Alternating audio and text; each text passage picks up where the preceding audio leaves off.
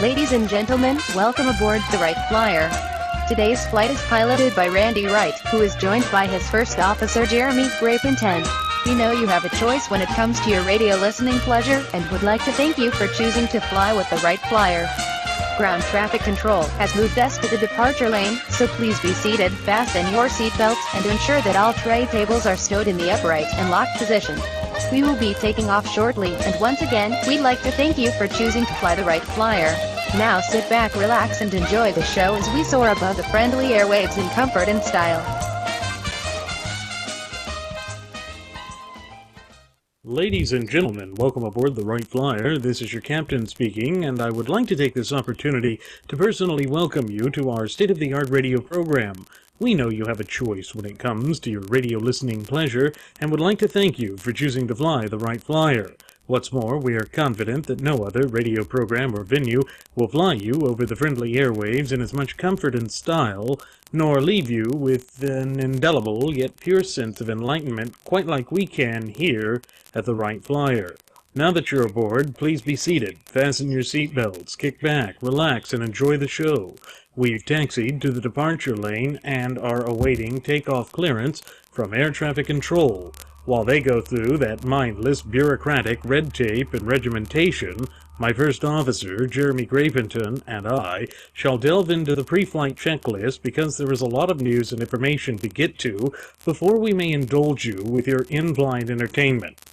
Let me start this evening's program by giving a shout-out of thanks to our first Air Marshal, Mr. Nelson Ward, for bringing tonight's topic of discussion to my attention.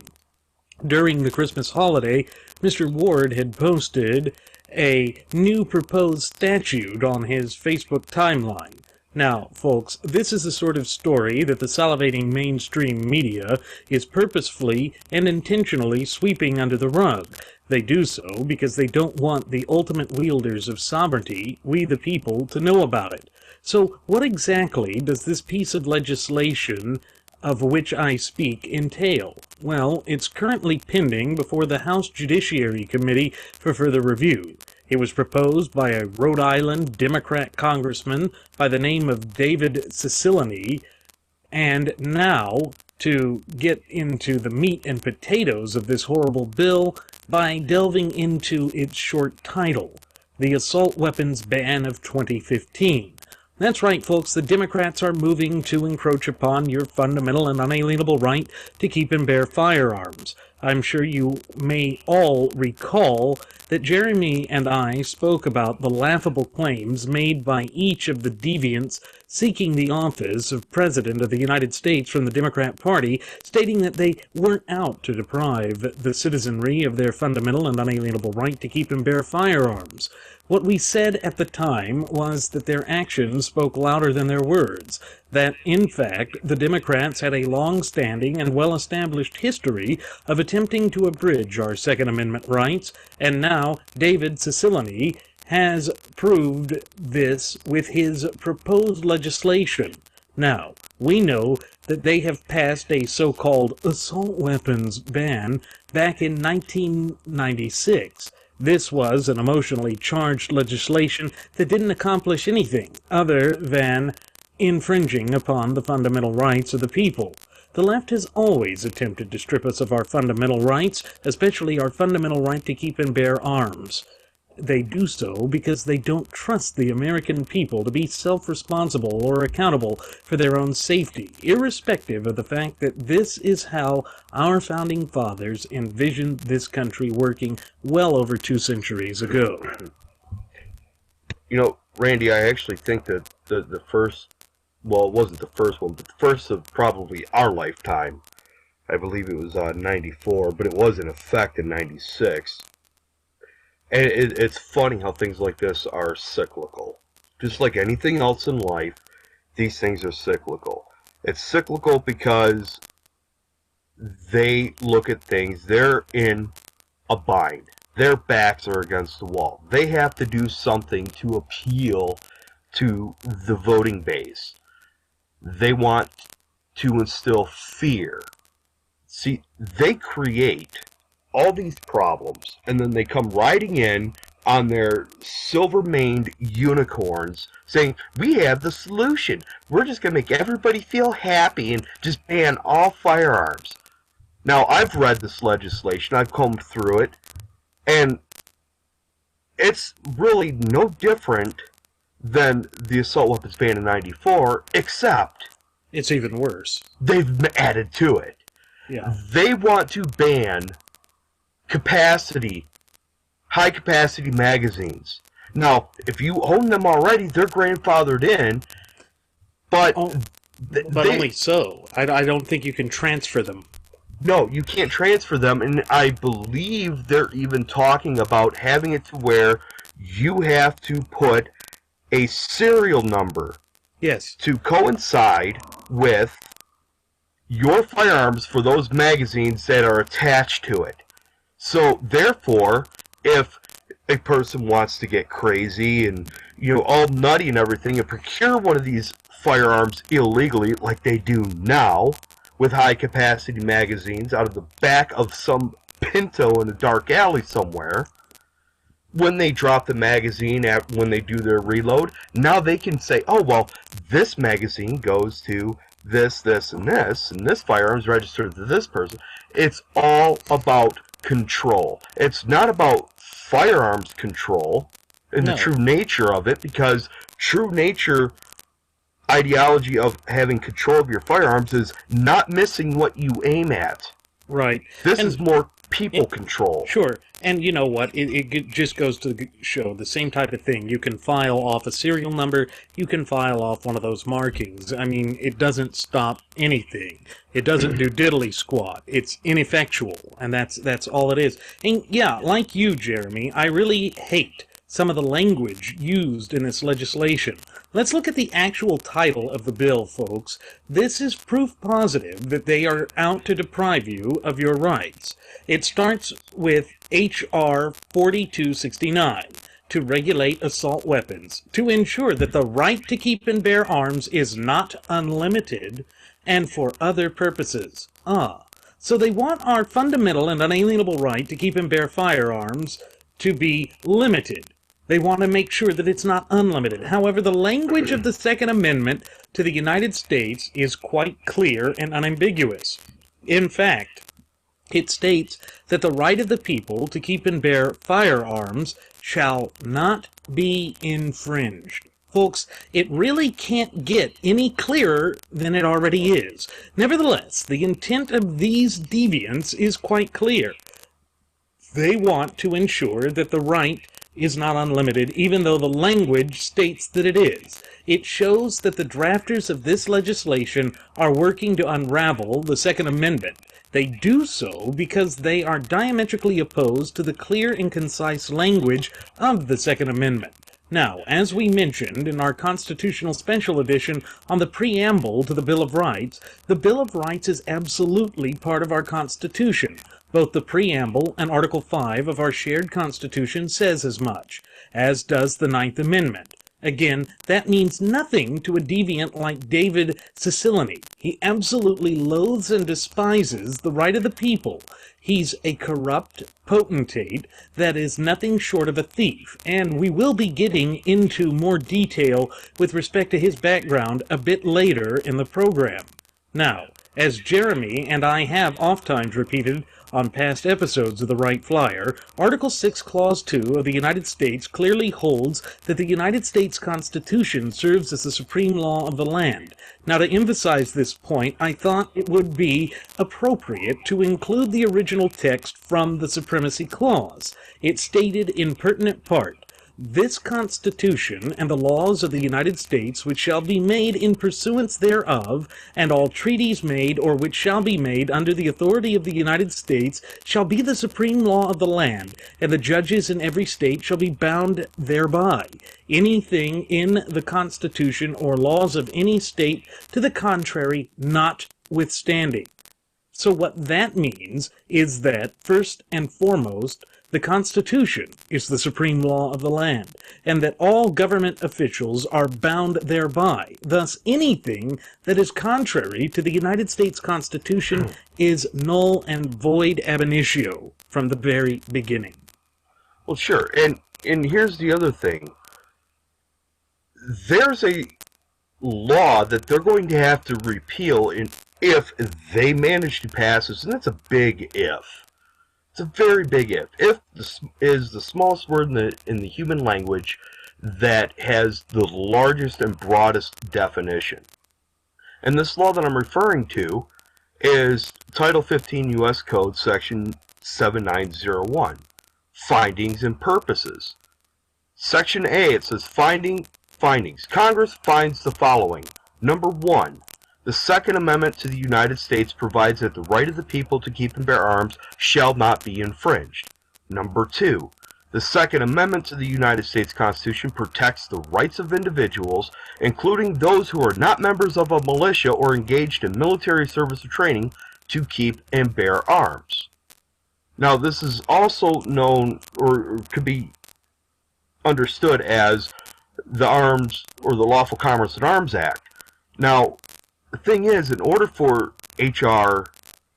4269 to actually be valid and enforceable, they would have to repeal Title 15 U.S. Code Section 7901. But they can't do that, because to do that would be a direct violation of the United States Constitution, as it would be considered void, as you mentioned, which would pertain directly to the Supremacy Clause. Yep. And then, so with that in mind, let's take a glimpse at this law and see where it is out of line with the clear and concise language contained within the four corners of our shared Constitution. Of course, all of it is, but I'm just going to go to the specific points here. One of the first things that caught my attention after the full title of this fiasco of a bill is its attempt to define a so-called semi-automatic pistol. The bill states that it is any repeating pistol that utilizes a portion of the firing energy to extract a fired cartridge to chamber another round and requires the separate pull of a trigger in order to fire the next round. They go through a similar definition for a semi-automatic shotgun, then they attempt to define the term semi-automatic assault weapon, which speaks of having a pistol grip, a forward grip, a folding, telescoping, or detachable stock, a grenade launcher, which that makes absolutely no sense to me, or a rocket launcher, really? And then a barrel shroud, and a threaded barrel. Now, if you notice, most of these things are purely aesthetic, and then the thing about a grenade launcher and rocket launcher is just ridiculous. It just goes to show that the legislation is entirely based on hysteria and that they are trying to capitalize off of the terror attacks that occurred in San Bernardino, California. However, this is a strike against our fundamental and unalienable right to keep and bear firearms. The language of the Second Amendment simply states that the right of the people to keep and bear firearms shall not be infringed. That's it. However, going back to the full title of this bill, it states to ensure that the right to keep and bear arms is not unlimited.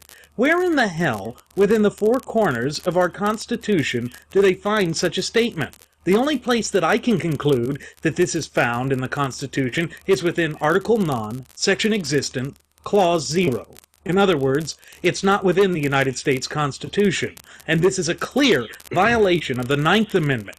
Now, I know that we have mentioned this several times on past episodes of the Wright Flyer, and I figure, given the great weight of this topic, then I should cite the actual language of the Ninth Amendment and explain it. The Ninth Amendment clearly states, the enumeration in the Constitution of certain rights shall not be construed to deny or disparage others retained by the people. This speaks to exactly what the drafters of this bill are attempting to do. It even states such within the full title by stating, to ensure that the right to keep and bear arms is not unlimited. Right there. The drafters are trying to construe or interpret the enumeration of the Second Amendment right as a way to deny or disparage the right to keep and bear firearms retained by the people. You know, Jeremy, it's almost like what Justice Roberts did with the first time that the Affordable Care Act went before the Supreme Court. Well, it's not a tax for purposes of the Anti-Injunction Act, but to be constitutional, it's a tax. So it's not a tax when it hurts to be a tax, but it's a tax otherwise. In other words, they're going to try and utilize Article 1, Section 8, Clause 18, the necessary and proper clause, because their idea of, well, we have the authority to do this because it's necessary and proper for the general welfare of the public. Yeah. Again, taking something in the Constitution, interpreting it the way that they want to, which, by the way, is a direct prohibition in the Constitution. Again, as per the Ninth Amendment. Preamble to Bill of Rights as well. Yes. Now, I want to turn the tables on these individuals and maybe kind of, take another airstrike at political correctness here. Okay. What if, because the way they're utilizing this, like you said, it's mass hysteria, it's playing on the fear and the emotions. What if individuals in Congress were hysterically afraid of people like bruised gender and saying that, well, you know what? That individual going through sexual orientation modification, well, that's a scary thing, because now we have a person that doesn't resemble what used to be a man, but doesn't really quite resemble a woman, but, no matter how much makeup we add to, all those cosmetics and accoutrements that they put on to that individual, well, let's draw some parallels here. Barrel shroud. Folks, all the barrel shroud is a forend of a firearm. That's it. It prevents the user or the operator of that firearm from having to hold on to the barrel, which is superheated because of the amount of gas that's fired, and it's very hot, so that they don't burn their hands. Hey, that's it. Maybe we should be able to sue Congress people for this for every time we get burned. But I know that there's this, type of immunity for Congress people for what they say on the floor or what laws they pass. Well, this is what our representatives ought to be doing. They ought to be amending it to say that any lawmaker that passes this sort of ridiculous bullcrap should be directly liable for any injuries that are caused from severe burns because the barrel shroud is not allowed. I think that's fair.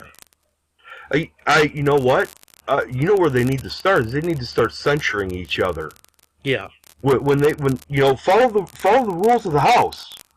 Someone comes in and introduces such crap like this. What they ought to do is say, you know what? It's not going to get any weight. It's not going to be heard. You might as well take it and go down to the unisex bathroom and flush it in the toilet because it's not even going to be tabled.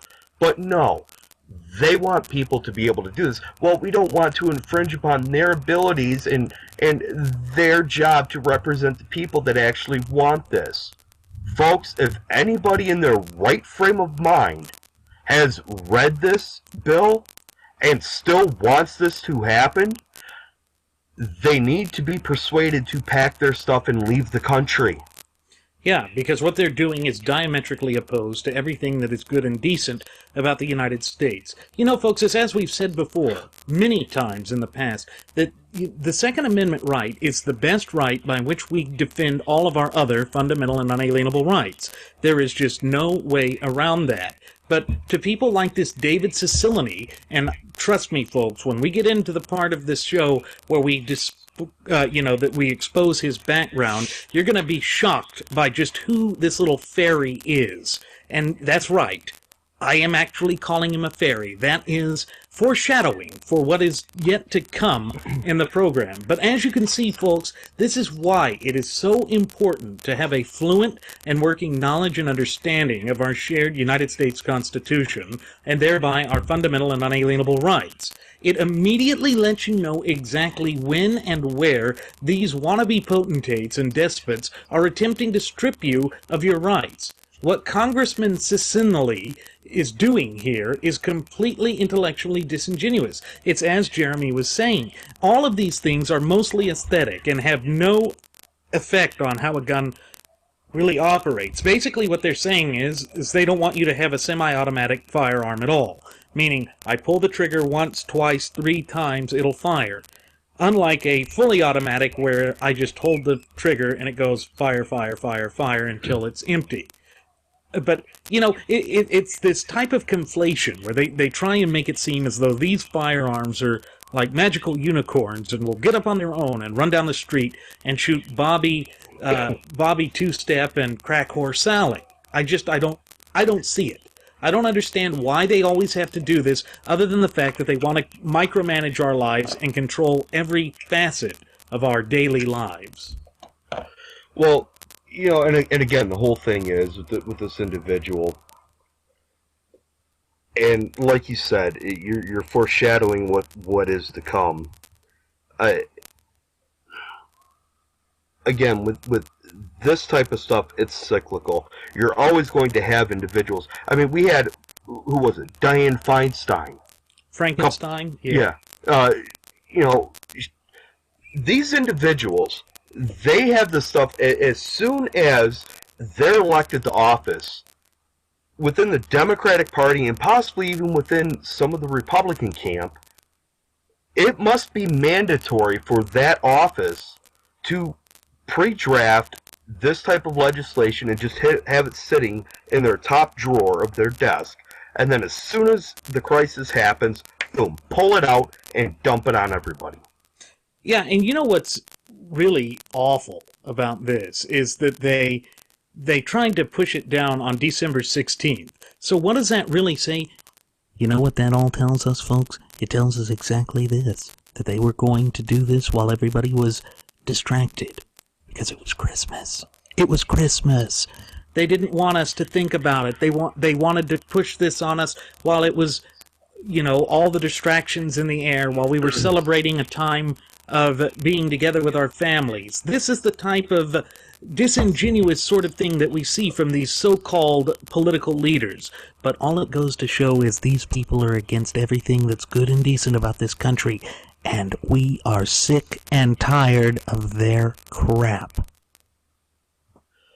The other thing is, you mentioned this right around Christmas time.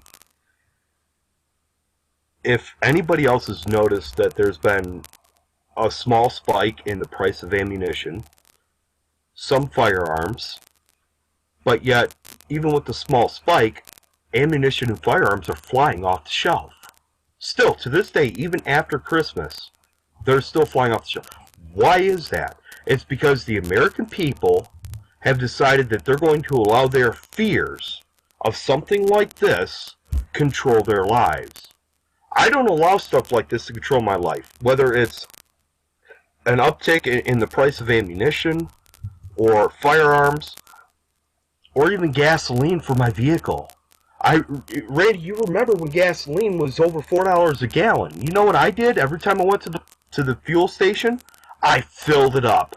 Yeah, that's what I did. I didn't care what it cost, because I was not going to kowtow to fear. Oh, there's going to be a shortage of gasoline. No, there's not.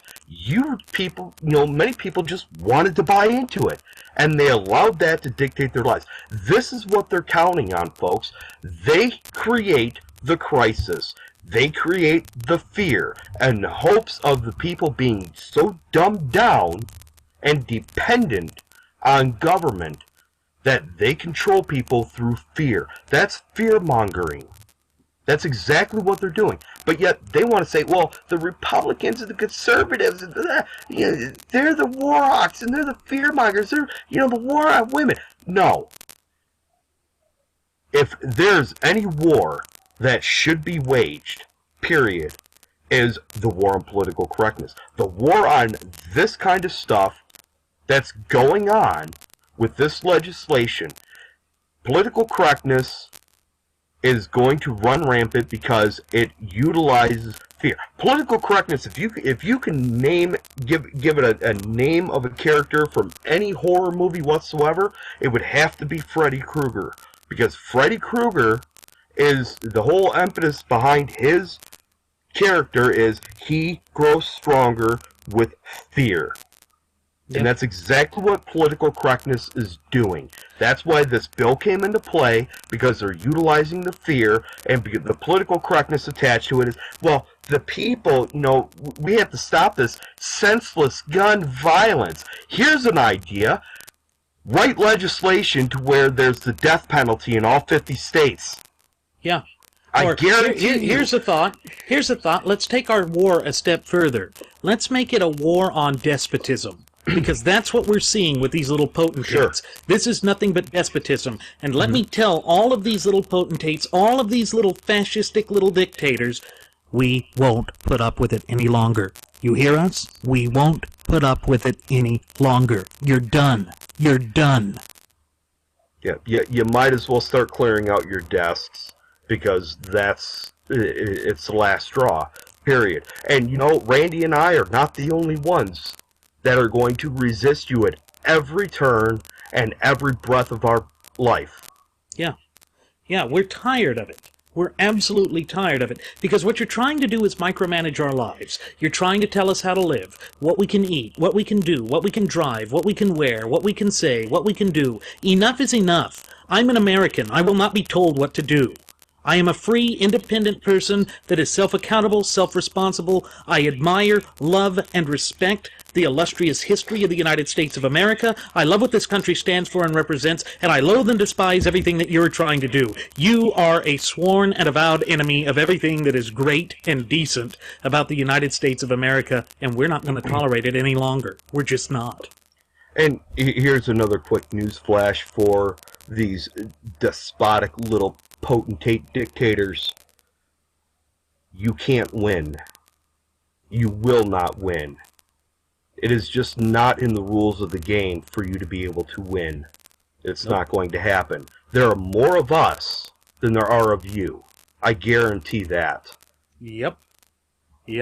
Now, looking at some of the other definitions included within this piece of legislation, it becomes clear that this bill constitutes an impermissible bill of attainder and ex post facto law. This is a huge infraction of the well-established law of the land, but that means nothing to these despots. An ex post facto law is one that makes something that was previously legal illegal, and a bill of attainder is legislation which particularly targets a person for punishment merely for belonging to a class of people or being the person so named in the legislation. In this case, it would be firearm owners. Both of these sorts of laws are expressly prohibited by the clear and concise language of Article 1, Section 9. Article 1, Section 9 states in pertinent part, no bill of attainder or ex post facto law shall be passed.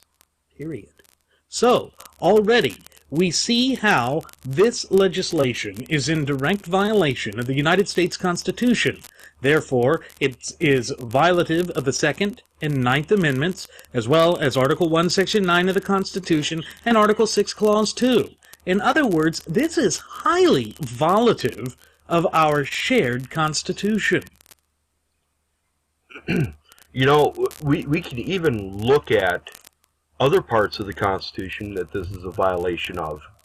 Because if they pass this law, then the states are going to have to look at it, which you're going to have to look at local law enforcement, because they do mention your chief of police or your county sheriff. Now, this is where it gets tricky, folks, because if you have a chief of police of a city law enforcement department, a city police department, number one, those individuals aren't elected. They're appointed by way of the hiring process.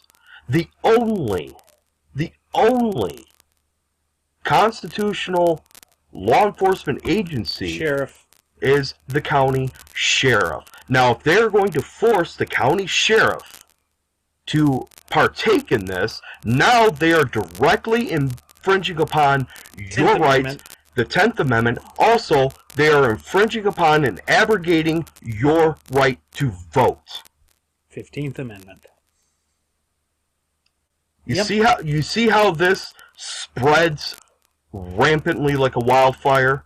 This is exactly their whole cause. They take one insignificant wadded up piece of tripe and just throw it out there, and then it just snowballs from there. This is their whole purpose. They want to destroy the Constitution, and every single facet of the Constitution that this violates is another attempt that they are going to achieve in destroying it if we do not stand up and stop them by ensuring and protecting and maintaining our constitutional rights. Yep.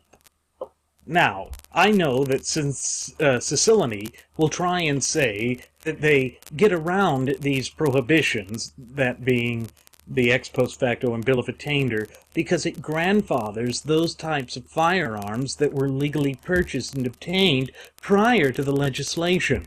However, I disagree, because it will prohibit future transfer of these types of firearms, and it punishes the manufacturers of these devices as well. As far as I'm concerned, even if they do get around the ex post facto and Bill of Attainder status, it is still violative of the Second and Ninth Amendment to the United States Constitution, as well as Article 1, Section 9, and the preamble to the Bill of Rights. It's disgusting that members of Congress would even attempt to violate the rights of the ultimate wielders of sovereignty in this country.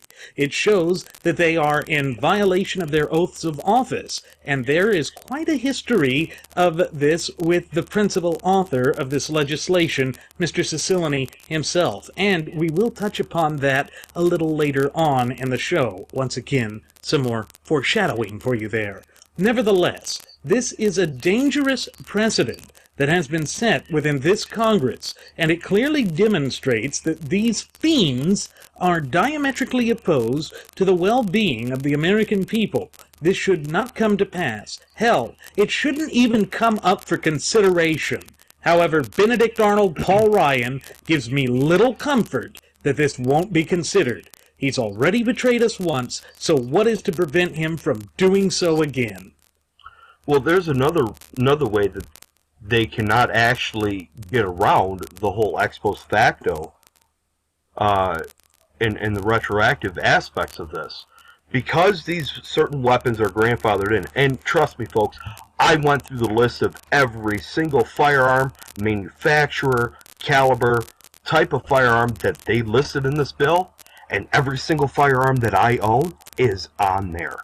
Every single one. Now, this is how it's still ex post facto, because it's forced to be grandfathered in.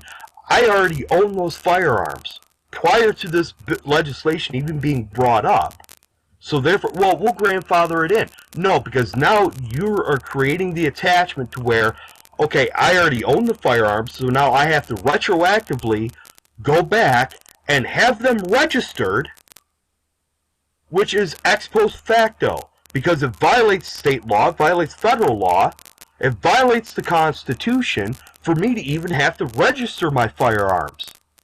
Furthermore, the Supreme Court would even uphold that because of the case 1965 or 68, Haynes v. U.S., where there was a convicted felon who was caught with a firearm, and he was retried or found to be in violation of his parole because he did not have that firearm registered. His argument?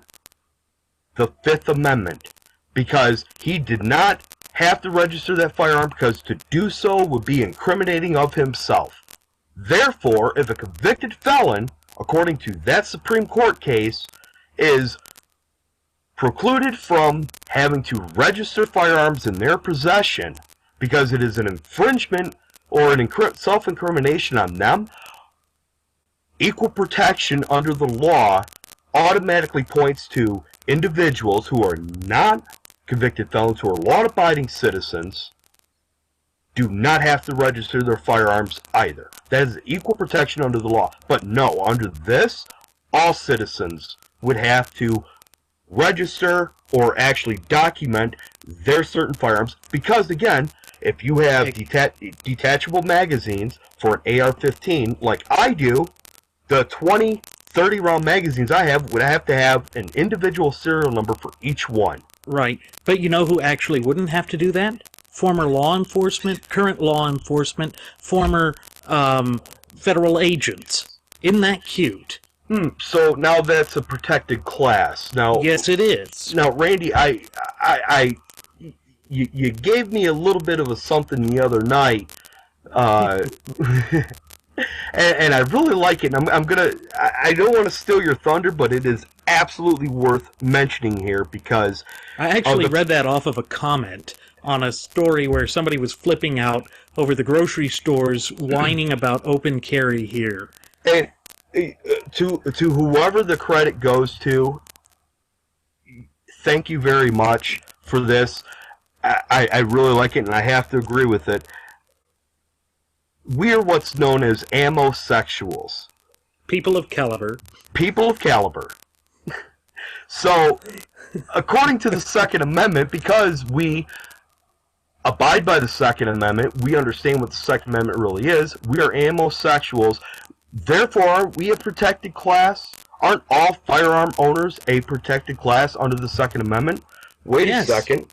And we should be protected from these wicked displays of bigotry and homophobia. We absolutely should. Absolutely. And the thing is, every single United States citizen is a protected class under the Second Amendment, under the Constitution, period. If you are a United States citizen, you are a protected individual. You know, another thing, Jeremy, this because of creating that special class of law enforcement personnel, whether they be retired or not, you know, that's a violation of equal protection. Absolutely it is. And again, this goes right back to what I was saying. Any law enforcement agency outside of the county sheriff is nothing more than a state-created agency. Mm-hmm. That's all it is. Was it created by the will of the people? No. It really wasn't. Was there a need for it? Sure, because the county sheriff can't be everywhere at once. But, you know, you have larger cities in one. It's kind of hard when you have 3 or 4 large cities in one county for the county sheriff to handle everything. So you have local law enforcement. I get that. I'm not, and don't take this the wrong way, I'm not impugning local law enforcement. I have nothing but respect for all law enforcement, except for those that are unconstitutional, like the ATF. The ATF. And, you know, soon, the Department of Education with their, you know, SWAT team and death squads. Yeah, and, you know, traffic SWAT. Traffic SWAT, yes. A little inside joke there.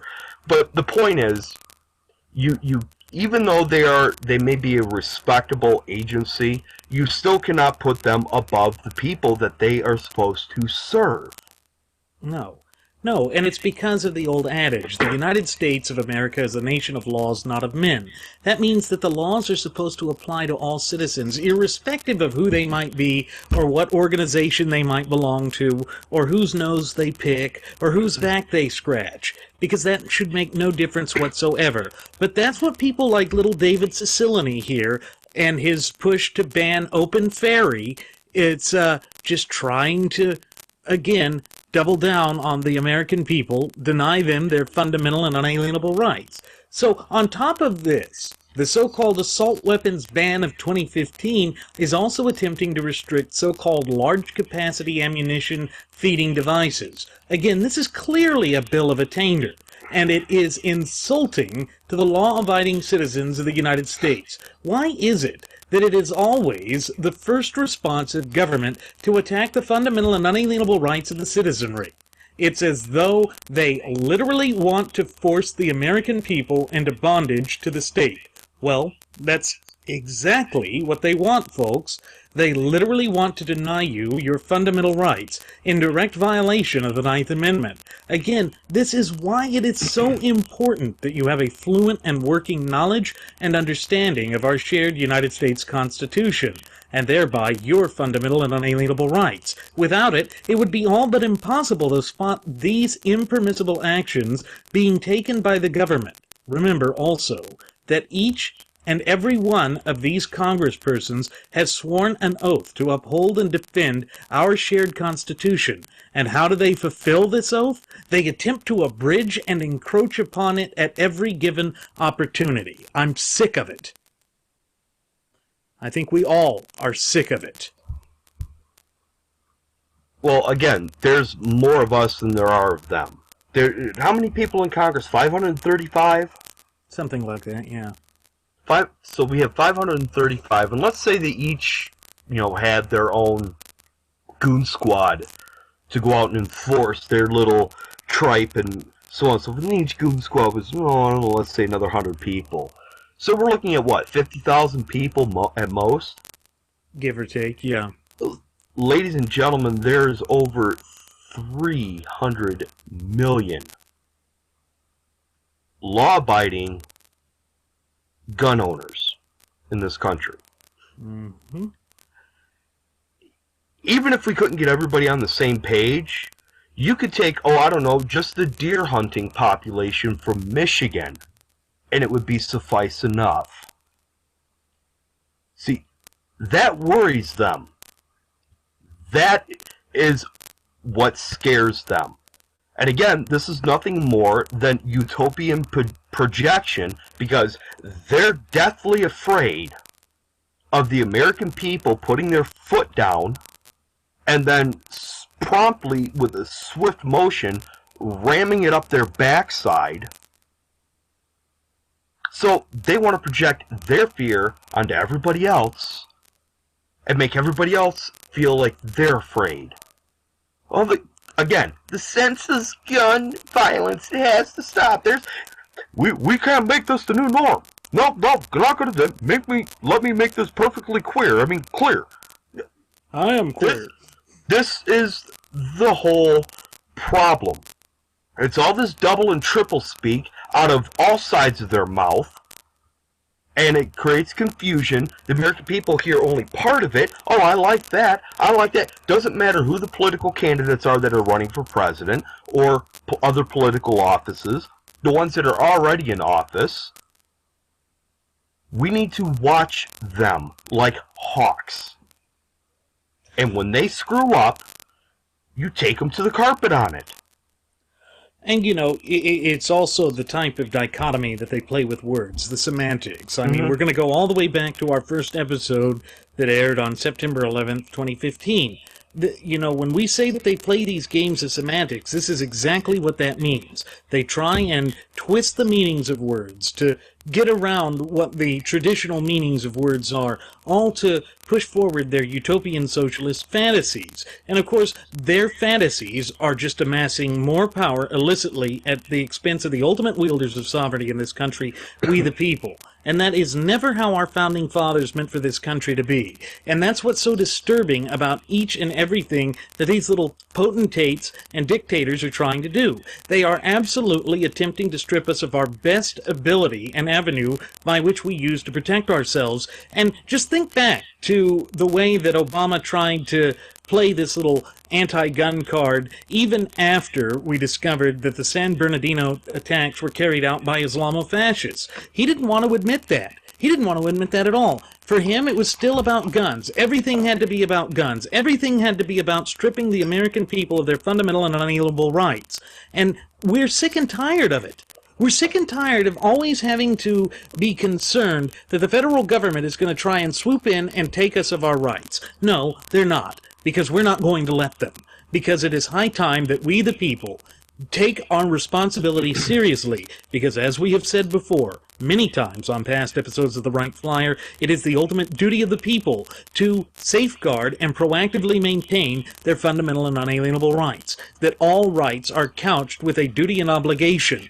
And the duty and obligation with the Second Amendment is not only to exercise it properly, but it is to ensure that the federal government does not swoop down to encroach upon it as they're trying to do. And that is exactly what David Cicilline is trying to do with this bill. And of course, it just shows again how much they were lying when they said that they support the Second Amendment. How can you support the Second Amendment, yet in your very legislation, the one that you're trying to cram down our throats, you're saying to ensure that the right to keep and bear firearms is not unlimited? Again, point to me where In the Second Amendment, it says that it is limited. Well, it's not limited. And again, that's an article non-section existent. Clause zero. Yep. And, well, according to Lois Capps, it's actually in Article 10, directly under the right to life, liberty, and health care. But, we won't get into that. But, is that the window licking section? It must be, just below the nosebleeds. So the Riri. Yeah. The whole thing is that there's one very simple word. It's a two-letter word that is very prominent and profound. When used properly. Yeah. No. I mean, hell, we've seen it used in these, specialty classes to teach women not to be rape victims. And, you stomp on the guy's foot, you kick him in the groin, you poke him in the eye, and then to top it all off, you yell at the top of your woman voice, No! Well, let's put a little bit of chutzpah behind that no, and just simply tell them, no. How about F no? I mean, come on. Sure, hey, you know what? They have their own made-up, language that they want to teach kids now, do away with cursive in school, and everybody, learn Textanese. Well, let's create our own language. Wait, what would wingdings for no be? Would it be like a plane blowing up, or somebody chopping off their hands, or just an Skull and crossbones. Ah, there we go. Yeah. Yeah, let's do the skull and crossbones, because, that's a very, very poignant insignia, if ever there was one. Just ask anybody that's come to, pirate ships. Yeah, the Jolly Roger. Gotta love it. Gotta love it. Yeah. Well, I'm sure there are some cynical utopian socialists who are going to point the finger at Jeremy and me and claim, you guys are putting words in Cicilline's mouth. How could you know whether he intended to deprive people of their fundamental and unalienable rights or not? Well, it's really rather quite simple. On the surface, we can tell this because all utopian socialists are the same with respect to the rights of the people. They all salivate and froth at the mouth whenever they have a chance to strip us of our fundamental rights. However, there's more to it than that. Jeremy and I both have more concrete and solid reasons for making such conclusions. All one has to do is look at the explicit language contained within the proposed legislation in H.R. 4269. And, I see that number on the back of it. More foreshadowing here, folks. We're really going to get in on this jackass. 69. I have a feeling that was done on purpose as well. But anyway, back to the bill. In particular, I'm speaking of Sections 7 and 8 of this legislation. Section 7 states that they will use burn grants for buyback programs for the weapons they are seeking to prohibit the possession of. They are attempting to get around the next step that they want to have, which is confiscation. It would normally be considered an impermissible taking of property, which is strictly prohibited by the Constitution. The Fifth Amendment states in pertinent part, any person who should be deprived of liberty, of life, or of property without due process of law, it cannot happen. Nor shall private property be taken for public use without just compensation. I think we've found what they're trying to get around. Thus, the purpose of the buyback program is just to get around the clear intent and content of the Fifth Amendment. That automatically demonstrates that they went into this bill with the intent to deprive the citizens of their property. So let's see here. They want to create all this hysteria, create all of these illegal ex post facto fear-mongering attachments to this, and utilize that to say, wait, before we actually prosecute you or charge you with having any of these things for, resisting on putting serial numbers on your high-capacity magazines to match the rifles that they go to, or for having a barrel shroud, again, folks, is a safety measure for the operator of the firearm, which also translates into safety of the people around them, because, you grab a hold of a hot barrel, you're going to flinch, you're going to do stuff, and then guess what? I don't know, people could accidentally get shot. So, Yep.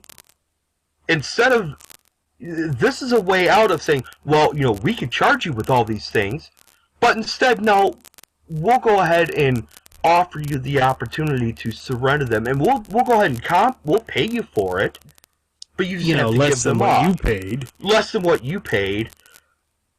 But it's just, Yeah. It's the same ideology when you have an individual that moves into an apartment complex and squats there, never signs a lease, squats, doesn't pay any rent, and then the owners of the apartment complex decide, well, you're just such a nuisance, and, we really want you out, but, the only way we can get you out is to pay you to leave. It's the same thing that they're doing. They don't want us to have firearms, so they're going to come up with any and all ways that they can to eliminate them for us. Now, Jeremy, you're going to love this next part. All of this is further corroborated by Section 8 of the bill, which is entitled severability. Now, severability is primarily a legal term used in contract law. Severability, or salvatorius, as it's known in Latin, refers to a provision in a contract stating that if parts of the contract are held to be illegal or otherwise unenforceable, then the remainder of said contract shall still apply. The fact that Cicilline, who is an attorney, would include this sort of clause within the legislation clearly demonstrates his intent to infringe upon and abridge the right of the ultimate wielders of sovereignty in this country, we the people. It shows that he clearly understood that the bill would encounter constitutional challenges right from the get-go. If he didn't believe that to be the case, then he wouldn't have attempted to include this section within the legislation. Folks, that clearly demonstrates his frame of mind when composing this disaster of a bill. Of course, this is Contract Law 101. Any contract that was devised and entered into for an illegal purpose is void ab initio. In other words, said contract is never a contract. Furthermore, no consideration has been given, and the American people did not seek this contract. And it would be illegal to contract away our constitutional rights, because as previously stated, pursuant to Article 6, Clause 2, the United States Constitution is the supreme law of the land, and any attempt to subvert it is invalid ab initio. So this is why Jeremy and I can claim with the utmost confidence that Cicilline and his cronies are attempting to break the law. Well, just like with any other legislation, again, all legislation is nothing more than a contract between the people that are represented, supposedly represented, and the federal government. So, three elements of the contract: offer, consideration, and acceptance. Now, there may be acceptance on some part of the American people. There most assuredly would be. But the thing is, because this law would have to apply to every United States citizen, that would make the United States citizenry Party A to the contract, which means all parties, all sub-parties within one party must be accepting of this in order for it to be valid. Guess what? Even if I stood alone on this, it would make that contract invalid and void. Because I will never accept this. I will never give any consideration for this. And I will never entertain any offer for this.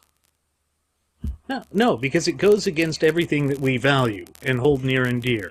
And that's the thing. Remember that the Bill of Rights supersedes any part of the Constitution that came before. It was an amendment to the Constitution itself, and that means that it's binding. And any law that speaks against the clear and concise language of the Constitution is invalid. So as we know, the Second Amendment is clearly part of the Constitution. And so what they're trying to do here is subvert it because they don't want to go down the path of Article 5 to have to actually amend the Constitution, which would be the only valid way to try and subvert the Second Amendment. Because if you think about it, look at the 18th and 21st Amendments. The 18th Amendment was prohibition, and the 21st Amendment overturned the 18th.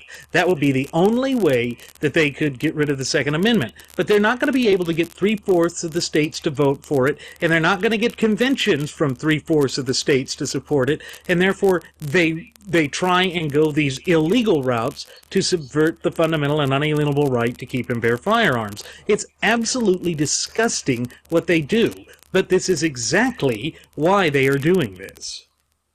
And you know, I'm not going to call all of the American people stupid. Are there stupid individuals out there? Yes, but Cicilline being one of them. Sure, but even calling him stupid would be an insult to stupid people. Cicilline's not smart enough to be stupid. He's just he's boisterous and flamboyantly arrogant. I feel sorry for the gerbil that's put up his posterior. Oh, did I say that? Armageddon! No. Couldn't resist. But, you know, the thing is, the vast majority of the population are in the dark. They have blinders on. They're naive to what's going on. They're ignorant. See, ignorance and naivete can be fixed with proper information and the truth being understood. Stupidity can also be fixed, but it's a little bit more daunting, and you'd have to be able to find someone that's willing to stand over, you know, somebody else, or stand over a line of people and be able to wield a 3-pound ball-peen hammer on a continuous basis. We need to be able to understand what is going on. This is why an understanding of the maintenance of our rights in the Constitution is so prevalent. It has to be done. We've mentioned it all the time. We're probably going to mention it again before this episode is over and concluded. Oh, I'm willing to bet. Why? Because it bears repeating. Yes, it absolutely does, because when you come down to it, we are the ultimate arbiters of sovereignty in this country. All of the power and authority that is wielded by the federal government has been directly delegated by us, and therefore when they are ruling without our consent, when they are moving in a way that is diametrically opposed to our will, consent, hopes, and aspirations, then we have the right, no, I dare say we have the duty to take that power back from them. Because what they are doing is trying to strip us of everything that has made this country powerful. That is the true wickedness of these people. It's that they don't like the American people. They don't want us to have the power that is rightfully ours. Remember that our founding fathers fought as hard as they did in that long, drawn-out, bloody War of Independence because they understood the revolutionary type of philosophy for which they were fighting. And that philosophy was this, that the people are the ultimate wielders of sovereignty, that they are endowed by their Creator with certain fundamental and unalienable rights which no earthly authority can rightfully take away without due process. You know, that's the problem that I have with Obama's little proposal for people on the no-fly list to be prohibited from purchasing firearms, because there is no due process for putting somebody on that list. So, once again, that is another grave violation of our fundamental and unalienable rights. But these people don't care. They will do anything and everything to strip us of our rights. They will take every low road that they can to steal everything from us. And they are a thief by any other name. They are crooks, criminals, and thieves. That's the only way that we can describe them other than potentates, dictators, and fascists. Well, limp-wristed and trumpet-lipped too. So I mean, well, you yes. know, the whole thing coming down to it again, and folks, if you haven't noticed, the gloves they've been unlaced for a while, and they're all but completely off of our hands. It's going to come down to those gloves being completely removed, and we're going to have to get our hands dirty. Now, a lot of people would construe that to mean so many different things. Oh, they're advocating for the violent overthrow of the government. No, we're not. What we are advocating is the protection and security of our constitutional rights, our unalienable rights, those rights that the are only given... thing that we want government to do is return to strict adherence to the natural law principles that underpin our shared Constitution, and to go back to strict adherence to the scope and application of government as outlined, defined, and mandated by our shared Constitution. Yes, and, you know, spring's not all that far off. I think what I'm going to do is I'm going to plant a tree. And this is for all the, you know, the bark felchers out there and the tree huggers and this and that. The arborphiles. Yeah, the arborphiles. I'm going to initiate something called the Tree of Liberty Project. Now, somebody may have already coined that name and everything, but I assure you it's completely different. See, I'm going to plant a tree in my front yard, and I'm going to call it my Liberty Tree. Okay? And on that Liberty Tree, when it gets old enough and matures, I'm going to hang a sign on that Liberty Tree. And that sign is going to be inclusive of the United States Constitution. Now, one would say, why would he do this? What's this wild, crazy tangent he's talking about? Because I'm reminded of Thomas Jefferson when he said, and I quote, "From time to time, the roots of the tree of liberty must be replenished and watered by the blood of tyrants and patriots alike, because it is its natural manure." Yep.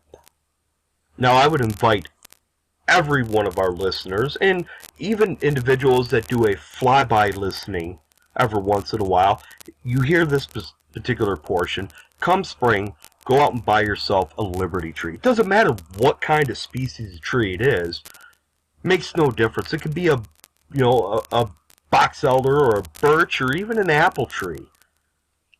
And plant it, water it, let it mature and grow, prune it, take care of it, and hang that placard on there, which is the United States Constitution, and protect that tree. Because if you don't, and you don't allow it to mature and produce fruit, or have some form of posterity with it, then all is for naught. Yep. And so now we come to the point of the show that I've been foreshadowing since the beginning.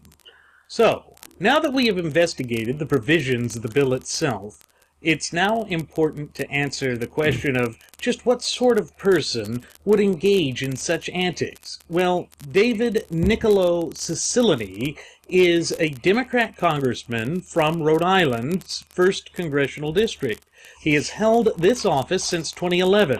Prior to his election as a congressman, he had served as the mayor of Providence, Rhode Island from 2003 to 2011, and is the first openly gay mayor of any United States capital. While he was in high school, Cicilline served as president of his graduating class and participated in the Close Up Washington civics education program. He was admitted to Brown University, where he established a branch of the College Democrats with his classmate, friend, and failed pilot, John F. Kennedy, Jr. Also, it's important to know that his father, John Francis Jack Cicilline, had been a prominent attorney for local mafia figures back in the 1970s and 80s. So already, we're beginning to get a picture of who this soul is. And boy, is it not a pretty picture. Wow. You know, we're going to have individuals from, I don't know, LGBT and STFU. And, you know, NAMBLA and all the Genites out there. Oh, gosh.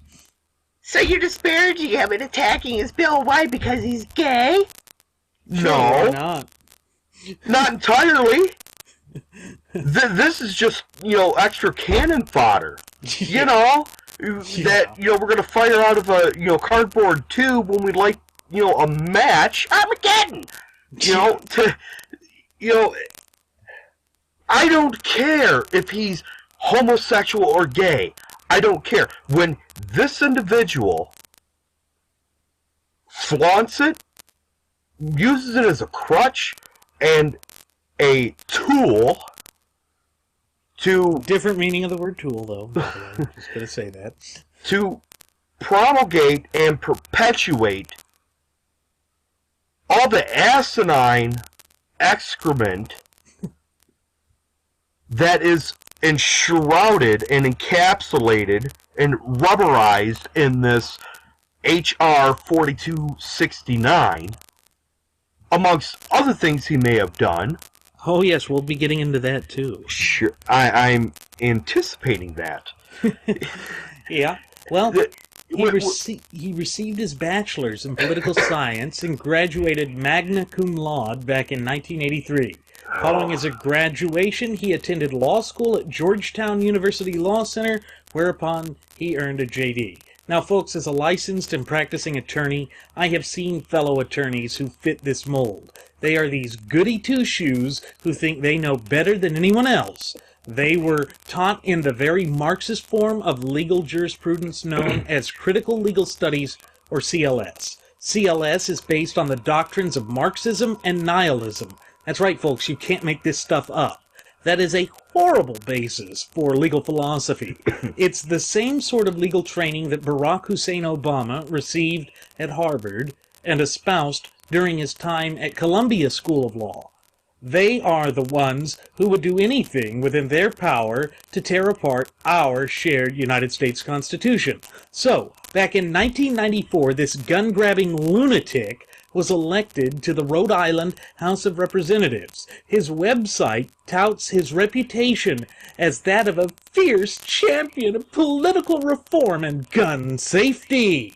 It then, most laughably, given his other characteristics, states that his dedication to ethics won him Common Cause's top ranking. Now, this is going to be funny, folks, when I get into the rest of his story, but whatever that is supposed to be, this Common Cause's top ranking, so what? Would an ethical person really attempt to subvert the Constitution and include a severability clause in his proposed legislation in order to subvert the legal process? No. No. Anyone with a moral compass would never actively advocate such a position. Yet, here we are. He clearly is attempting to deprive the American people of their fundamental and unalienable right to keep and bear firearms. You know, Jeremy, I wonder, if we proposed a bill for full constitutional carry on Capitol Hill, but named it the Open Ferry Act, whether he'd support it. Well, I know that he has come out in fierce opposition for such an open carry law back in 2009, but it wasn't called the Open Ferry law. And maybe that would convince him and his little gerbil friend to come on board. Well, you know, Randy, that's a novel idea, and I'm all for fanning the flames on this. The flamers or just the flames? Both. Why not? You can't have flamers without flames because, well, flame is, you know, kind of the pretext and the, you know, root word. So, you know, again, yeah, he's gay. So what? Keep it behind the melting closet doors, okay?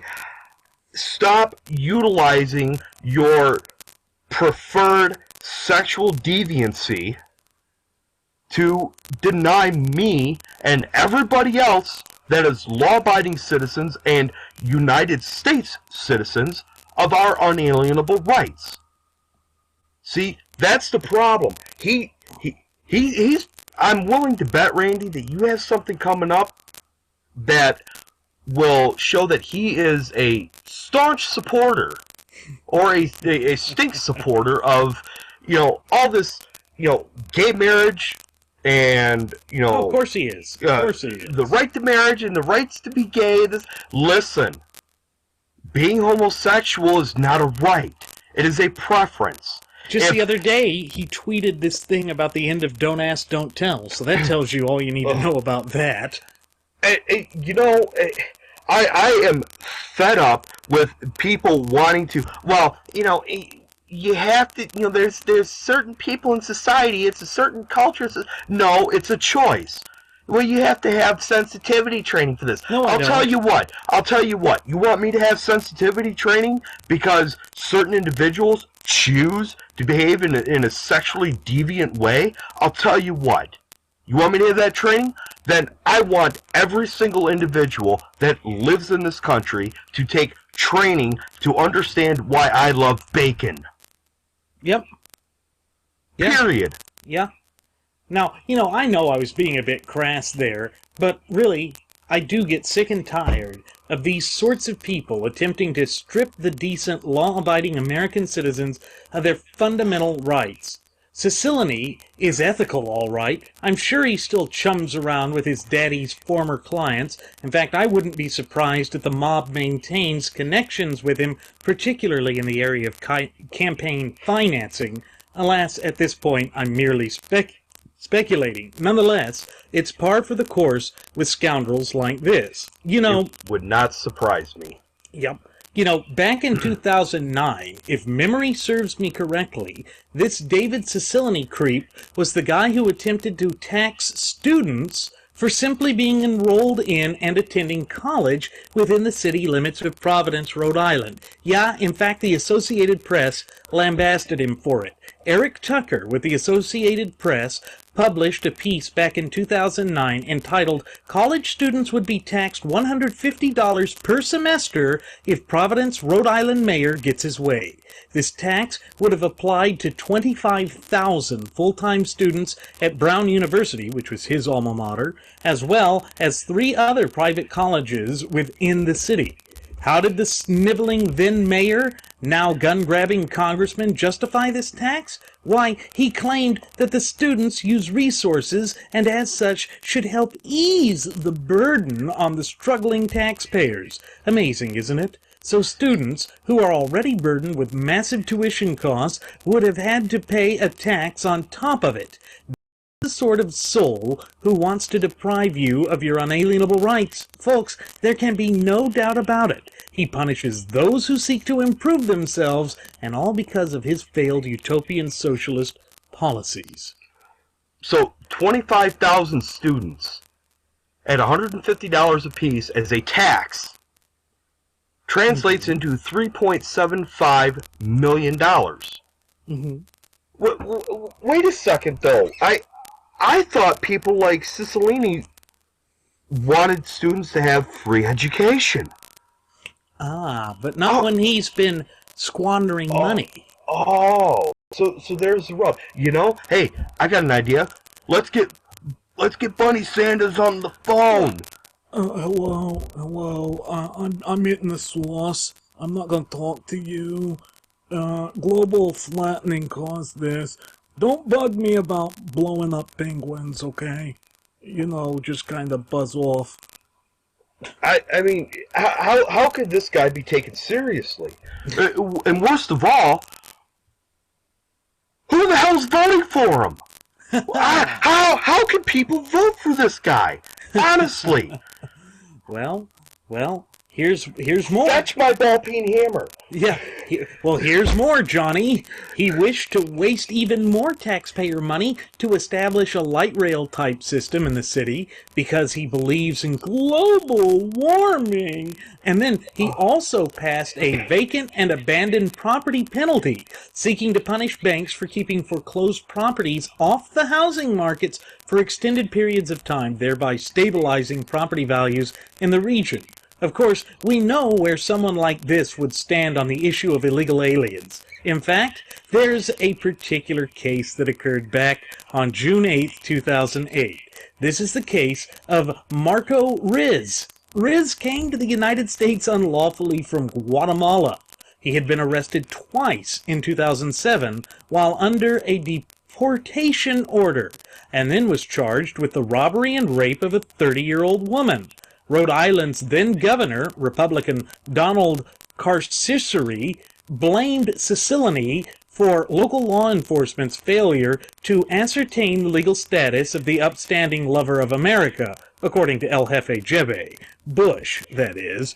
It gets worse, Jeremy. Apparently, Governor Cicilline had signed an executive order which required all state and local officials to work with ICE on arrests or hiring of illegal aliens. The Providence police chief, Dean Esserman, flat out refused to comply with it, yet Cicilline erroneously claimed that they had worked with ICE, so he was acting like a sanctuary city and lying about it. Folks, this is the sort of deviant who wants to grab your guns. Not only will he make you less safe, but also refuses to punish a known criminal alien, and a 30-year-old woman was raped as a direct result. And he had something to do with wanting to penalize banks for holding properties that were vacant, not on the market. So, let's see.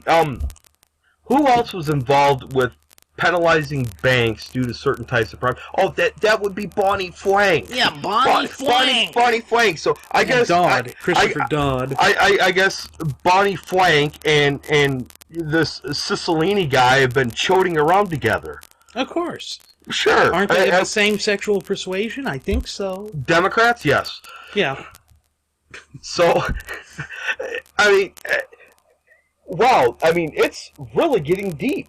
It really is getting deep. You know, Randy, we may just have to go into the fertilizer business. With all this excrement? Sure. I think we'd overload all of the fertilizer businesses out there. It'd be a very bad tragedy. But yeah. You can't really make this stuff up, folks. But here's the thing. Tensions got even worse by July of 2008.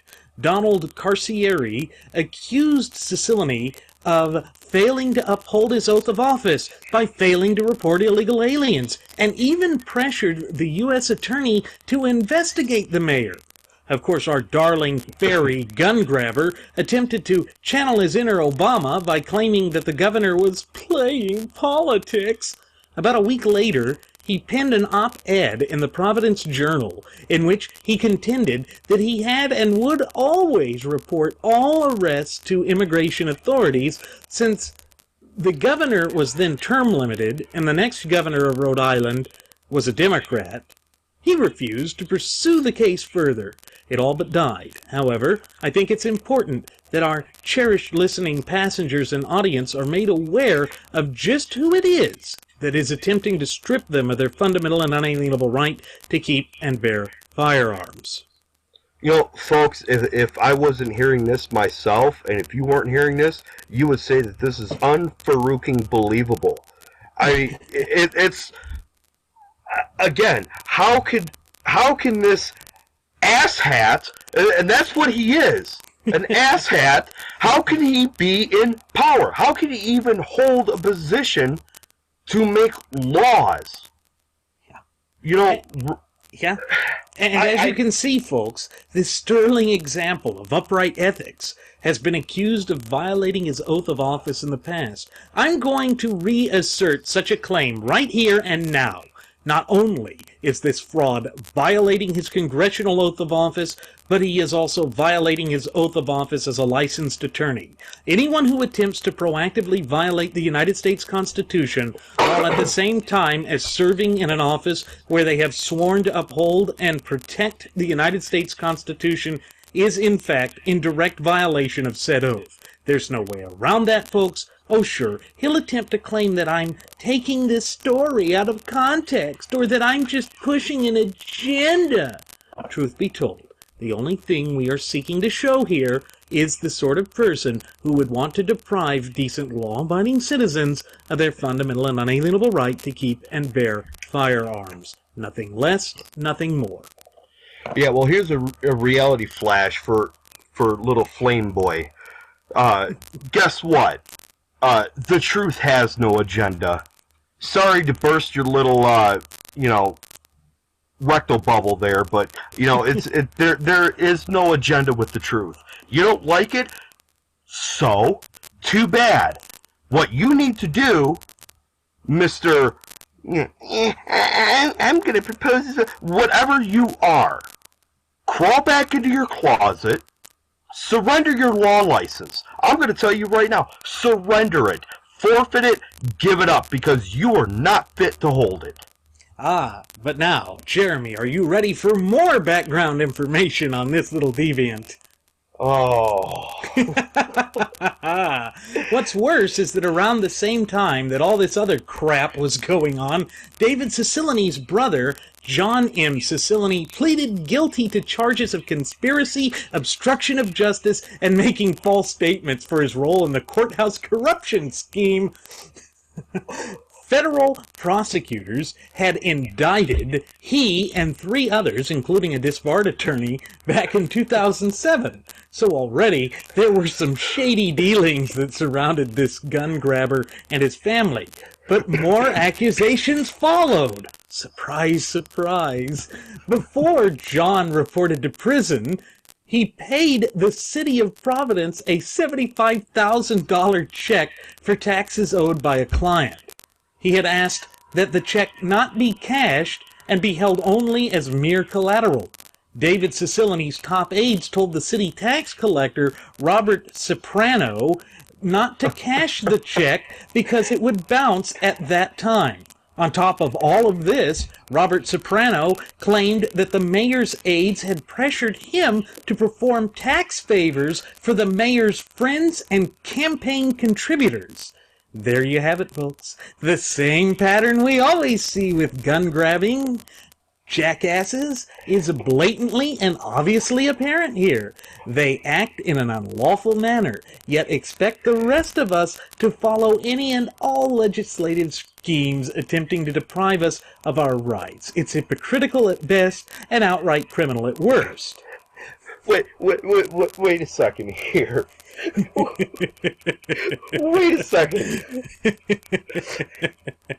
His brother wrote a bad check. Yes. Which is a felony, by the way. Oh. He had knowledge of it, that it was a bad check, which under the law, him being a licensed attorney, has now committed misprision of a felony because he didn't report it. Yeah. He had knowledge of it. Mm-hmm. And then Wow. David Cicilline wanted to use that check to give tax breaks and favors to his campaign contributors. Yeah. He wanted to use that check to give, special breaks to his buddies. I'm sorry, folks. I'm picking my lung up off the floor here.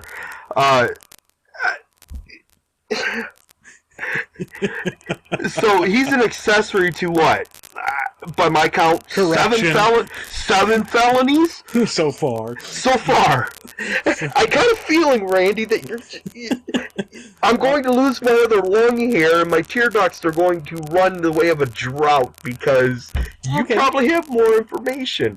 That I do. Oh, So lay it on me. So, Soprano filed suit against John Cicilline, but a Rhode Island Superior Court judge dismissed the claim back in 2009. Still, there is enough circumstantial evidence around this to make me conclude that David Cicilline had been corrupt, and still is. Certainly no upstanding lawmaker would attempt to deprive the American citizens, who are, as we have frequently stated on past episodes of the Wright Flyer, the ultimate wielders of sovereignty in the United States, and the city was burdened with a staggering debt after Cicilline waltzed into Congress. In fact, a report which was commissioned by the City of Providence concluded that the Cicilline regime transferred funds from the city's cash reserves without receiving proper approval from the City Council. What's more is that his regime failed to provide financial information on a timely basis to an independent auditor, while also failing to provide the City Council with monthly financial statements or projections of year-end surplus or deficits, and this was among other findings. Folks, you really can't make this stuff up. You know, that kind of gives new meaning to the term greasing the palms, doesn't it? Uh-huh, uh-huh. Oh, my... Wow. Yeah. Wow. I told you you'd love this guy. Oh, yeah. He's a real showboat Willie. Uh-huh. You know, we're going to have to make a call for our stewardess here in a moment, because I'm going to need something a little bit stiffer than this. Yeah. Well, you know, Jeremy, if all of what I've just provided isn't bad enough, here's more. Fitch Ratings has downgraded Providence's credit ratings. The reason cited for doing so is damning, too. They did so for imprudent budgeting decisions and failure to implement recurring budget solutions. So a man who wanted to tax students merely for being students and wants to strip us of our Second Amendment rights is a thief and a liar. Go figure. Just like Obama, Cicilline had portrayed himself as a reformer who sought to restore transparency to City Hall. And, thanks to his action, many financial experts have claimed that the only way for Providence, Rhode Island, to get out of its financial woes would be to declare bankruptcy. You see, folks, a scoundrel wants to help other scoundrels by punishing law-abiding citizens. It's the same pattern over and over and over again with these twisted leftist extremists. Happy, happy, joy, joy. I mean, you know. Oh my goodness! Wow. But wait, there's more. But you know what the most laughable thing about Cicilline is? He's on the Subcommittee of Terrorism, Nonproliferation, and Trade, as well as the Subcommittee on the Middle East and North Africa. So he brought this bill to strip American citizens of their inalienable right to keep and bear firearms well after the San Bernardino terror attack, despite being on both of those subcommittees. If the repercussions for his actions weren't so serious, one could claim it was a distasteful joke. Oh man, you know, it's not often, and those of you who are listening who actually know me, have known me for a while, it's not often that you find me to be kind of speechless, without words. You know, you're right, Randy. You cannot make this stuff up. You just can't do it. I mean, hell. I'm still even kind of stuck on the one individual you mentioned whose last name was Soprano. Yeah, I'm sure I'm mispronouncing that. Ceprano, Soprano. It's regardless. It doesn't matter. So what if you're mispronouncing it? Yeah. It doesn't matter because all of the litany. Going back to his mob lawyer daddy. Oh, wow. And you know, here's the thing. With all of this information, with every tidbit of this information, it is enough to have him completely removed from Congress. Oh, absolutely. As a matter of fact, I believe the Constitution actually allows it because he cannot hold office of public trust. Well, you know what's great is that there are Rhode Island Democrats that said that he got into Congress on false pretenses, that he did it to escape his debts. So therefore, we the people Are paying for his debts. Uh-huh. Yeah, well, guess what? I want my money back. Yeah. Well, there's more, Jeremy. Cicilline votes Democrat. Not surprised? Yeah, he votes Democrat 96% of the time, has been endorsed by the Brady campaign to deprive citizens of their rights, and while I don't always agree with the National Rifle Association, as they have caved too often to gun grabbers, I do agree with their giving Cicilline an F- grade for life. Folks, this is why Jeremy and I go on the air, to let you know the truth. Research this man, research the bill, and stand up to the gun grabbers. We must proactively defend our fundamental and unalienable right to keep and bear firearms, as it is the most important right we have. In fact, we defend all of our other sacred rights via that right. I'm speechless. I mean, this is just wow. Mm-hmm. And that all just came from his Wikipedia page and from various other sources that were listed there. And I had never heard of this little jackrabbit before, but I've heard of him now, and I'm disgusted by everything that he stands for and represents. Well, sure. I mean, even if it's Wikipedia. Now, Randy, you and I both don't put any stock at all into Wikipedia. In fact, kindergarten teachers don't even allow their students to print off pictures. No. Yeah, they can't even print off coloring pictures from Wikipedia because it's not reliable. However, if just one little snippet or tidbit of truth is in there, in that Wikipedia page, Randy, you know how I like to dig. I have a very, very big shovel, and I'm good at using it. Oh, Jeremy, I saw all of the things that it was linked to. And they were Associated Press articles, NBC articles, CNN articles, Fox News articles. Yeah, it's the real deal. This guy is worthless. I'm going to have to punish myself with extreme obtuse laughter because I'm going to take it a step further and I'm going to dig for some .gov articles. Oh, you'll find them. I guarantee that I will. Oh yeah.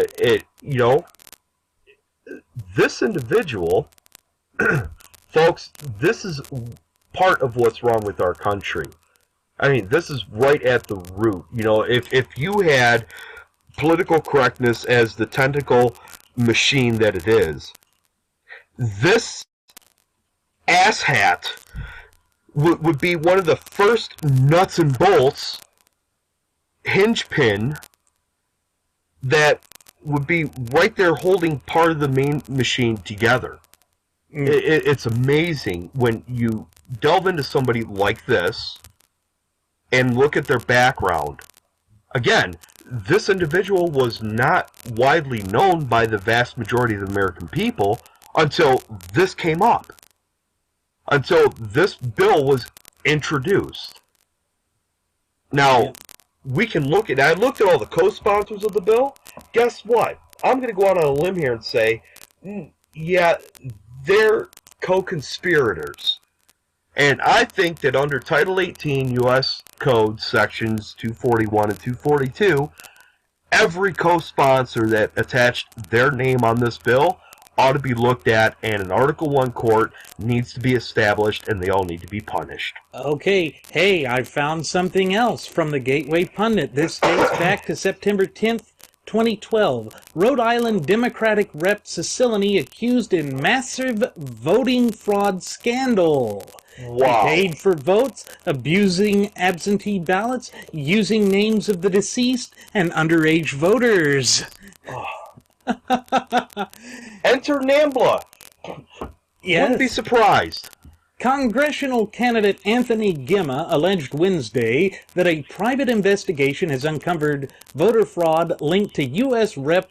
David N. Cicilline, his opponent in the upcoming September primary. Now keep in mind, this is 2012, folks. Gemma contends an investigation he initiated by retired state troopers found evidence of people being paid to vote for certain candidates, people voting multiple times at different voting places, and people who impersonated other voters. Speaking at an outdoor press conference near his headquarters, Gemma called Cicilline the common denominator through most of the evidence, some of which dates to 2002. Gemma's conclusions were based on information from witnesses who said they were involved in the Cicilline campaign, Gemma said. He read statements from those witnesses, but he did not identify them. He said the statements were given under oath. Gemma says he has met with the head of the state police, Colonel Stephen G. O'Donnell, to discuss the evidence. Gemma said he also turned over information to the FBI. Neither O'Donnell nor any other members of the state police were at the press conference. Reached by telephone after it, O'Donnell said, "The credibility of the state police is the most important thing we've got. Due to the sensitivity of the allegations, coupled with its timing, it would be unfair and inappropriate for the state police to comment on our involvement or non-involvement." Now that tells me right there, they were crushing it. Sure, absolutely. And, I'm just wondering, what happened to these individuals? Yeah. After that, Gemma and O'Donnell, what happened to them? Yeah, I'd love to know. I would love to know. Where, we could do a, where are they now type special on these individuals. Again, this is just, me utilizing my shovel. I want to know these individuals that made these allegations. A lot of people say, "Oh, it's conspiratorial to say this and that," but he has mob connections. These individuals, we don't hear anything else from them in the media. Are they still alive? More than likely, yeah, but under what pretense? Yep. Have their lives been threatened? Have they been told, "Hey, don't, drop this or we'll drop you in the Hudson"? Have those things been said? We don't know. I would like to find out. Yeah. Now, here's a piece that was from November 23rd, 2014, from the Providence Journal. It said that Cicilline was savaged back in 2012 for claiming as outgoing mayor that Providence was in excellent financial condition, when in fact it was heading towards a $110 million deficit. It was 15% behind what he claimed. Savaged or ravaged? Savaged is what the article actually said. But $110 million deficit for a city? How do you do that? How do you do that? Well, Flint's coming close. Yeah. And, we don't need to delve into a whole lot of things pertaining to that, except that there's a common denominator. Democrats. Yeah. You see, and I have a lot of friends who are no longer Democrats. In fact, they didn't even convert to Republicanism. They converted to individualism. Because they look at things, they come to the realization, both parties are corrupt. One more so than the other is arguable, but I would contend that both parties are equally corrupt because, you have one that does the corrupt things, and they do it right in front of your face because they're that arrogant and daunting, and the other ones just do it behind closed doors because they're cowardice. But they allow each other to do these things. So they're both complicit in it equally. Yep. And this is the problem. So, I have an idea, Randy. What would it take to, bring all this information to light outside of this episode? I'm sure we could plaster Facebook and other social media sites. I wonder what kind of palm greasing, so to speak, would it take to get another individual, let's say another member of the House of Representatives, to bring this up to the floor?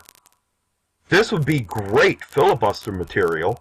Oh, it absolutely would. Absolutely great filibuster material. In fact, I am of the mindset right now that right here, right now, I am going to make a personal suggestion, no, a demand, to every single sitting member of the House of Representatives of the United States Congress that you not only remove this bill from the Judiciary Committee, you kill it completely. Because failure to do so could possibly implicate you in being an accomplice or a co-conspirator in the deprivation of the rights of the United States citizens. You know, I've thought of a poison pill that they could put into it. Since it wants to register all firearms, it should be amended that all gay married couples have to register federally to make sure that they are not engaging in acts of terrorism, because we don't know. And to make sure that they're not engaging in voter fraud, because the sponsor of this bill was clearly involved with voter fraud. Absolutely. Why not? They You know- want to play games? Well, guess what? Now the gloves are completely off. Yep. The gloves are completely off. And you know what? You and I, Randy, and our listeners, and the law-abiding, Constitution-loving citizens of the United States, our backs are against the wall. And guess what? I would rather have my back against the wall than Yeah, to be otherwise he'd be doing bad stuff to you. Yeah, or I'd rather have my back against the wall than, on my knees in a hole. I don't even want to know what that's about either. Well, the point is, this guy's dug himself quite a deep hole. Oh, yeah. Yeah, and he's wallowed in several deep holes. Oh, that he has. So, It's like I said, you wouldn't believe the stuff that I found on this twerp. And it's staggering. This is the kind of criminal mind that dreams up the machinations of depriving law-abiding citizens of their fundamental and unalienable right to keep and bear firearms. See, and he's of the mindset that he can make demands. Mm-hmm. Because that's what this bill is. It's nothing more than a push for a demand to strip us of our rights. Guess what? You are not in a position to make such a demands because you cannot carry them through. I guarantee that. You should not make demands that you cannot back up and reinforce and see through all the way to the end. Nope. And that's because we will hold you accountable. And we absolutely will. That is why we do this, folks. It is to provide you with the tools to empower you to stand up to these people, because your fluent and working knowledge and understanding of our shared Constitution, and thereby your fundamental and unalienable rights, is exactly what it will take to stand up to these potentates. And with that said, it is time to begin our descent. I'm going to go ahead and send the flight attendant back with one last round of alcohol. I see she's already gotten Jeremy a double stiff one here, so he should be enjoying that. Once again, ladies and gentlemen, I am your Captain Randy Wright, and I'm joined by Jeremy Grapington, my first officer. We want to thank you for choosing to fly the Wright Flyer. We invite you to leave comments here on our YouTube page or on our Facebook page or our Google Plus page. We look forward to seeing you the next time that we fly above the friendly airwaves, leaving you with an indelible yet pure sense of enlightenment, as we always do. And we will see you next time. Take care, ladies and gentlemen. We will see you later.